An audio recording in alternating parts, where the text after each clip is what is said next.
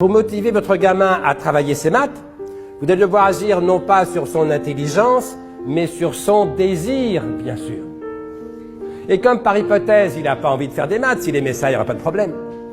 Comme par hypothèse, il n'a pas envie de faire des maths, vous allez devoir trouver autre chose que les mathématiques, autre chose que votre gamin désire, pour le motiver à faire des mathématiques qu'il ne désire pas. Alors, par exemple, vous allez lui dire, écoute, il faut travailler tes maths parce que tu m'as dit que tu voulais faire médecine plus tard. Voilà, pour faire médecine dans de bonnes conditions, il vaut mieux avoir un bon niveau en mathématiques. Le gamin ne désire pas faire des maths, mais il désire faire médecine. Vous vous appuyez sur la médecine qu'il désire pour le motiver à faire des mathématiques qu'il ne désire pas. Ça, c'est le cas idéal. Il faut dire aux jeunes parents qui sont ici que ça n'arrive pratiquement jamais, ce genre de choses. Si, comme c'est plus vraisemblable, votre gamin ne désire aucune étude en particulier, vous allez baisser d'un cran.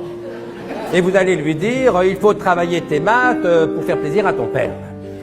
Il faut travailler tes maths pour faire plaisir à ta mère. Le gamin n'aime pas les maths, mais c'est un gentil gamin, il aime ses parents, il a envie de leur faire plaisir. Vous appuyez sur le désir qu'il a de vous faire plaisir pour le motiver à faire des mathématiques qu'il ne désire pas.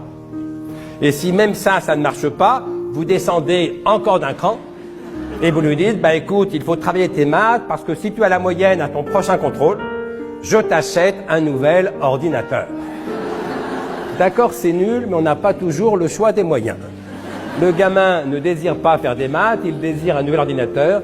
Vous appuyez sur l'ordinateur qu'il désire pour le motiver à faire des mathématiques qu'il ne désire pas. Bref, ce que je veux vous montrer par cet exemple de père de famille, c'est qu'il n'y a pas de but intellectuel, il n'y a de but que pour et par le désir. Bref, si je vais un jour diriger une école de management ou de commerce, c'est-à-dire les mêmes aujourd'hui presque toujours, je ferai inscrire en lettres d'or dans le hall d'entrée sur le mur de gauche une formule d'Aristote, philosophe grec, 4e siècle avant Jésus-Christ, l'un des plus grands de tous les temps, comme chacun sait. Aristote écrivait simplement « Le désir est l'unique force motrice ». Le désir est l'unique force motrice.